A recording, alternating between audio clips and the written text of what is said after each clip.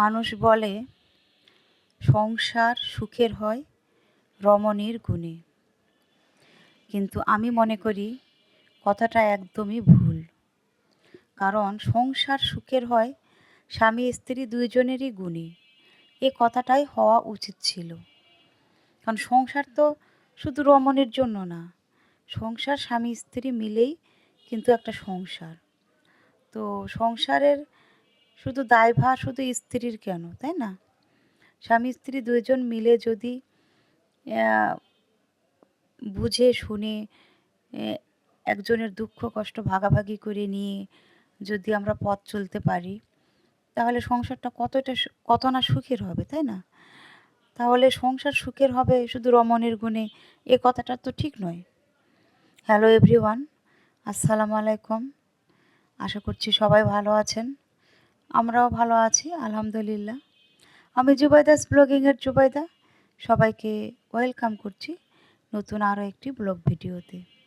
আশা রাখছি বরাবরের মতো আজকের ভিডিও ভালো লাগবে সবার কাছে।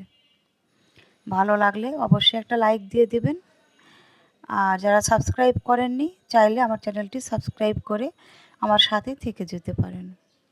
অনেকে আছেন যারা ব্লগ ভিডিও দেখতে খুব পছন্দ করেন, প্লিজ একটা করে লাইক দিয়ে দিন। আপনাদের একটা লাইক আমাকে অনেক দূর এগিয়ে নিয়ে যেতে সাহায্য করবে। তো চলেন মূল কাজে চলে যাই। তো একটা মেয়ের যেরকম সংসারের দায়িত্ব থাকে, একটা পুরুষেরও কিন্তু সংসারে সেরকমই দায়িত্ব থাকে। শুধু বাচ্চা কাচ্চার দায়িত্ব পালন করবে, সংসারের দায়িত্ব পালন করবে, এটাই তো একটা মেয়ের কাজ নয়। তার তো আরও অনেক কাজ আছে। নিজের জীবন বলেও তো একটা কথা আছে, নিজের জীবনকেও তো একটু সময় দিতে হবে, নিজের জন্য তো একটু সময় বের করে নিতে হবে, তাই না? তো আমরা যদি সবাই কাজ ভাগ করে নিই, তাহলে কিন্তু সবাই নিজেকে একটু করে সময় দিতে পারি, আর জীবনটাও কিন্তু আনন্দ উপভোগ করতে পারি। তো যাই হোক, মানে বর্তমান সময়ে এমন এমন কিছু নিউজ দেখি, আসলে দেখলে খুব কষ্ট লাগে।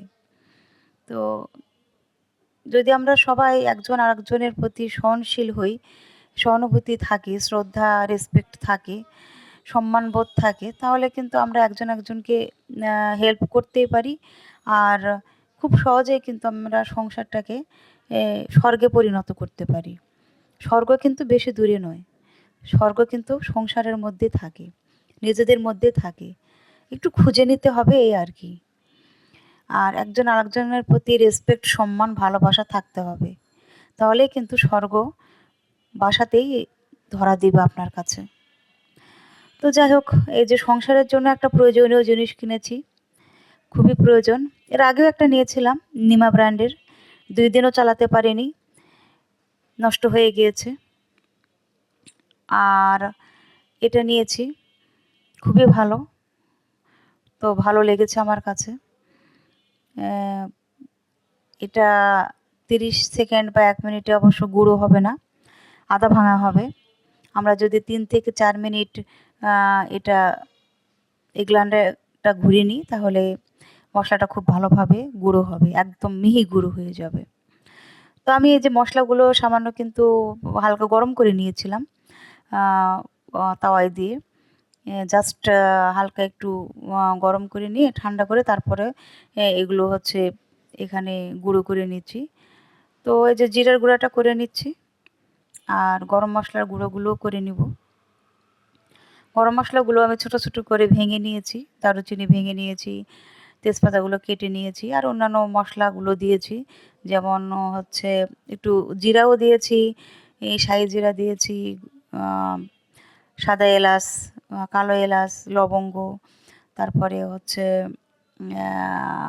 গোলমরিচ, এগুলো দিয়েছি।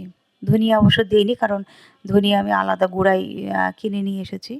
তবে চিন্তাভাবনা আছে যে এখন থেকে এখানে আমি গুঁড়ো করে নিব, কারণ বাসায় তো খুব বেশি একটা মশলা লাগে না, গেস্ট আসলে বেশি লাগে, কিন্তু তারপরেও বাসার মশলাটা একদম রিয়াল থাকে, এর জন্য অল্প পরিমাণে দিলেই কিন্তু হয়ে যায়। আর একটা কথা বলে নিই, এটা কিন্তু খুবই হিট হয়ে যায়। আমি জিরার গুঁড়ো করেছিলাম, 3 থেকে 4 মিনিট লেগেছে আমার খুব ভালোভাবে গুঁড়ো হতে। হওয়ার পরে দেখেছি একদম প্রচণ্ড গরম হয়ে গিয়েছে। আগেরটা যেহেতু নষ্ট হয়ে গিয়েছিল, কেন নষ্ট হয়েছে এখন অতিরিক্ত গরমের মধ্যেই আবার করার কারণে নাকি জানি না। এজন্য ভেবেছি যে একদম ঠান্ডা হবে, তারপরে আমি আবার গরম মশলাটা করে নিব। তো জিরার গুঁড়া করে নিয়েছি, নেওয়ার পরে আমি আধা ঘন্টা পৌনে ১ ঘন্টার মতো রেখেছিলাম। আ মানে মোটামুটি প্রায় ঠান্ডাই হয়ে গিয়েছিল, হালকা গরম ছিল। আ খুব বেশি একদম মানে গরম ছিল না আরকি। পৌনে ১ ঘন্টার মধ্যে গ্রাইন্ডারটা মোটামুটি ঠান্ডা হয়ে গিয়েছিল। তো তখন আবার আমি গরম মসলার গুঁড়োটা করে নিয়েছি। এটা করতেও আমার ৪-৫ মিনিট সময় লেগেছে। তারপরে আমি এই যে জারের মধ্যে রেখে দিয়েছি। তো এটা খুবই কার্যকর একটা জিনিস, কারণ বাসায় মসলা বানালে কিন্তু সেগুলো একদম রিয়াল হয় এবং আমরা কিন্তু অল্প পরিমাণে দিলেই এটা হয়ে যায়। বাজারে তো বাজারের মসলাগুলো বেশি পরিমাণে দিতে হয়। কারণ গরম মসলা আমি আগে কিনে খেতাম। অনেকটা পরিমাণে দিতাম, তারপরেও সেরকম ফ্লেভার আসতো না। আর এখানে যে আমি করে নিয়েছি, খুব সামান্য একটু দিলেই কিন্তু অনেক ফ্লেভার হয়, আর বেশি পরিমাণে দিলে বরং তিতা লাগে। তো এটা একটা সাশ্রয়ও বলতে পারেন। তো যারা বাইরের মসলা মানে বাজারের মসলা কিনে খেতে চান না, তারা কিন্তু অনায়াসে এটা নিতে পারেন। খুবই ভালো। আর ৩০ সেকেন্ড বা ১ মিনিটের মধ্যে গুঁড়ো হবে না, ৩-৪ মিনিট সময় লাগবে। একটা করে গুঁড়ো করে নিয়ে একটু সময় দিয়ে আবার অন্য একটা গুঁড়ো করে নিলেই হবে। বা প্রতিদিন একটা করে যদি আমরা মসলা ভেঙে নিই, একদিন ধনিয়ার গুঁড়া, একদিন জিরার গুঁড়া, একদিন মরিচের গুঁড়া, একদিন হলুদের গুঁড়া, এভাবে করে নিলাম, সেটাও কিন্তু হয়। একসঙ্গে তো আর সব মসলা শেষ হয় না। তো এভাবে কিন্তু করেই নেওয়া যায়। তো এই যে কাজকর্মগুলো আ মোটামুটি করে নিলাম। নেওয়ার পরে এই যে গোসল করেছি। আর আমার বাচ্চার এই যে ব্যাগগুলো ধুয়ে দিয়েছি, সাথে টেডি বিয়ারগুলোও ধুয়ে দিয়েছি। তার ডোরেমনটাও ধুয়ে দিয়েছি। কারণ এগুলো যখন পানিতে ভিজায় তখন একদম মানে ৪ ডবল ভারী হয়ে যায়। এই হচ্ছে অবস্থা। এগুলো বাসায় এমনি রেখে দিলেও দেখা যায় এত বেশি ময়লা হয়, একদম মানে বিচ্ছিরি অবস্থা হয়ে যায়। তো এগুলো যাই হোক আমি ধুয়ে নিয়েছি। আর এই যে বারান্দার অবস্থা তো দেখলেনই। পানি একদম মানে সেই অবস্থা হয়ে গিয়েছে। পুতুলগুলো এভাবে ঝুলিয়ে রেখেছি। আর যতটুকু পারি পানিটা ফেলার চেষ্টা করেছি ছিপিয়ে। আর বাকিগুলো তো এই যে বালতির মধ্যে পড়তেছে, আবার কোনোটা নিচে পড়তেছে।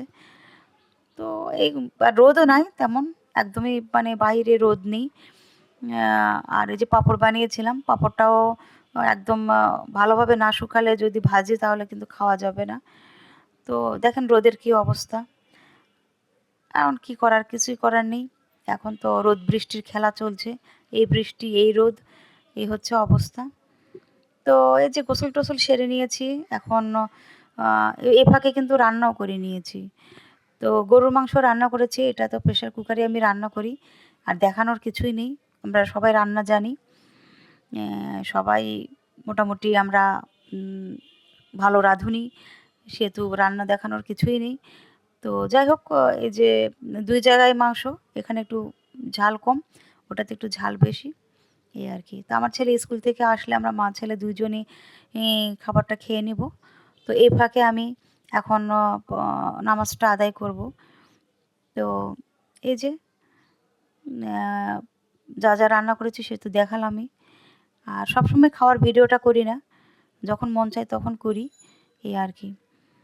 তো সবকিছু রেডি করে রাখলাম। আর এখন আমি এই যে নামাজ আদায় করছি। নামাজের ভিডিওটা আমি কখনো করি না, এর আগে কখনো দেখাইনি।